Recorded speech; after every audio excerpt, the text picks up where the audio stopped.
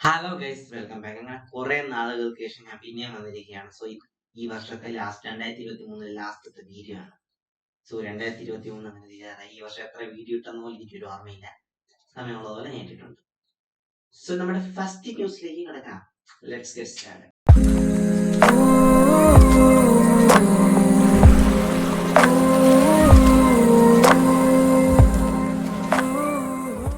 നമ്മുടെ first news എന്ന് പറയുന്നത് ഷവോമിയുടെ EV ഇലക്ട്രിക് വെഹിക്കിൾസ് ഒക്കെ ടെക്നോളജീസ് റിവീൽ ചെയ്തിട്ടുണ്ട് കഴിഞ്ഞ 28-ാം തീയതി. ഇത് വർക്ക് ചെയ്യുന്നത് ഹൈപ്പർ OSലാണ്. ഇതാണ് ഇതിന്റെ ഡിസൈൻ. ഈ ഡിസൈൻ വെച്ച് ഞാൻ ഒരു മീം കണ്ടായിരുന്നു ട്വിറ്ററിൽ. പഴയ പോർഷെ 911ന്റെ ആ ഒരു ഡിസൈൻ ആണെന്നാണ് പറയുന്നത്. കണ്ടിട്ട് എനിക്കും അങ്ങനെ തോന്നി. നിങ്ങൾ കണ്ടിട്ട് എന്താ തോന്നുന്നു?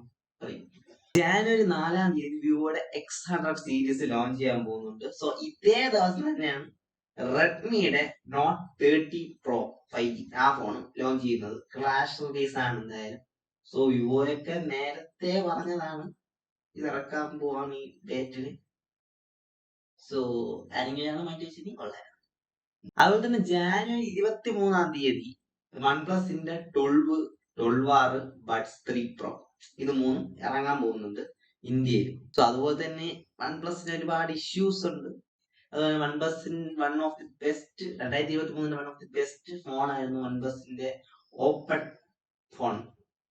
അതിലും ഇതേപോലെയുള്ള കുറച്ച് ഇഷ്യൂസ് വരുന്നുണ്ട്. ആ നടുക്കത്തെ ക്രീസിൽ കുറച്ച് ഇഷ്യൂസ് വരുന്നുണ്ട്.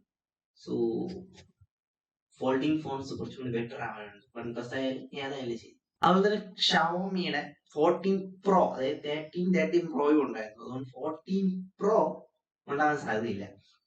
കാരണം 13 പ്രോയുടെ സെയിം ഫീച്ചേഴ്സ് തന്നെയായിരിക്കും അതിലോട്ട് വരുന്നത്. 14 പ്രോ എന്തായാലും ഇല്ല. 14 ഷവോമിയുടെ 14 മോഡൽ സീരീസ് എന്തായാലും ഉണ്ട്. ഫെബ്രുവരി 25-ാം തീയതി ആണ് റിലീസിംഗ് ചെയ്ത്. ഈ കാണുന്നതാണ് നത്തിങ് ഫോൺ 2ന്റെ റെൻഡർ ലീക്സ്. ഇതാണ് ഡിസൈൻ എന്നൊക്കെയാണ് പറയുന്നത്. ഒഫീഷ്യൽ റെൻഡേഴ്സ് ആണ്. കണ്ടറിയേണ്ടി വരും. ഇതൊക്കെയാണ് ഡിസൈൻ എങ്കിൽ ശിഫം. ഇതിൽ ലൈറ്റ് എത്തും ബാക്കിൽ ചെറുതായിട്ട്, മറ്റേതിന്റെ അത്ര ഇല്ലെങ്കിൽ. iQ Neo 9 സീരീസ് ചൈനയിൽ ലോഞ്ച് ആയിട്ടുണ്ട്. ഇത് വരുന്ന സ്നാപ്ഡ്രാഗൺ 8 Gen 2 വെച്ചിട്ടുള്ള ചിപ്സെറ്റ് വെച്ചാണ്. ഇതിന്റെ പ്രോ വേരിയന്റ് അതായത് iQ Neo 9 Pro എന്നത് Dimensity 9200 വെച്ചിട്ട്.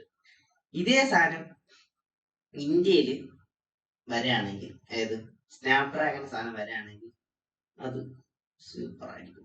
ഒരു 30,000-നകത്തൊക്കെ വന്നാൽ മൈക്രോസോഫ്റ്റിന്റെ കോപ്പൈലറ്റ്, അതായത് ഇപ്പം എഡ്ജിലൊക്കെ ഉപയോഗിക്കുന്ന AI, മൈക്രോസോഫ്റ്റ് എഡ്ജിൽ ഉപയോഗിക്കുന്നതാണ് AI സാധനം വന്നിട്ടുണ്ട്. മൈക്രോസോഫ്റ്റ് കോപ്പൈലറ്റ് എന്ന് പറഞ്ഞിട്ട്.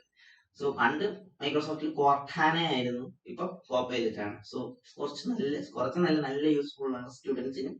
അതുപോലെ ബാക്കിയുള്ള കാര്യങ്ങളൊക്കെ ചെയ്യുന്നവർക്ക്. ഈ AI വെച്ച് ChatGPT, പിന്നെ മിഡ്ജേണി, ഡാലി ഇതെല്ലാം കൂടി ഒരുമിച്ചുള്ള ഒരു മിശ്രിതമാണ്. ഇതെല്ലാം കൂടി ഒരുമിച്ച് കൊണ്ടുവന്നിരിക്കുന്നതാണ് ഈ കോപ്പൈലറ്റ് എന്ന് പറയുന്നത്. ഈ സാധനം മൊബൈൽ ഫോൺസിൽ, ആൻഡ്രോയിഡ്സിൽ വന്നിട്ടുണ്ട്.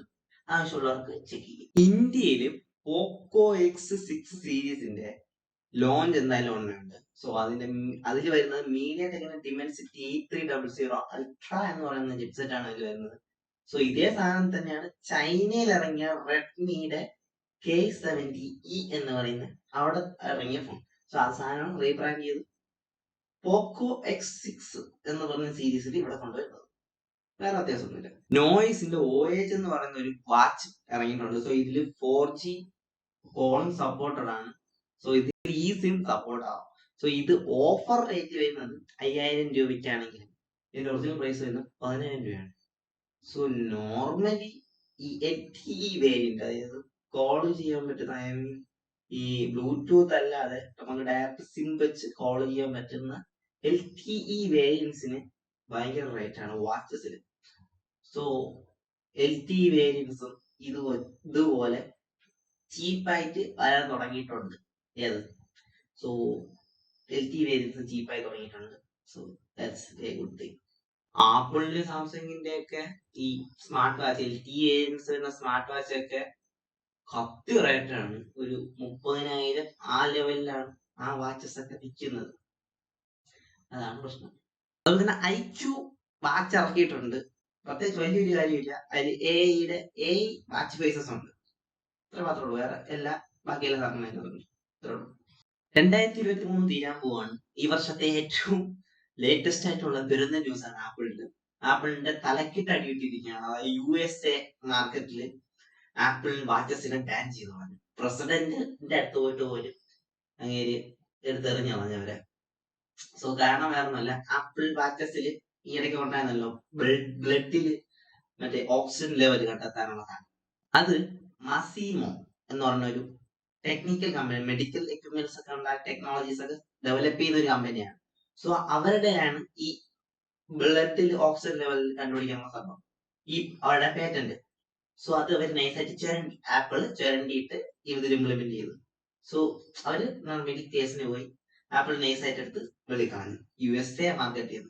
ഇതുപോലൊരു പണി ആപ്പിൾ ഇനി വേറെ കിട്ടാനില്ല. സോ ഈ വർഷത്തെ ഏറ്റവും വലിയ പണിയാണ് ആപ്പിളിനുള്ള. സോ കാരണം ക്രിസ്മസ് ആണ്, ന്യൂ ഇയർ ആണ്. സോ ഗിഫ്റ്റിന്റെ തിരയിളക്കമാണ്.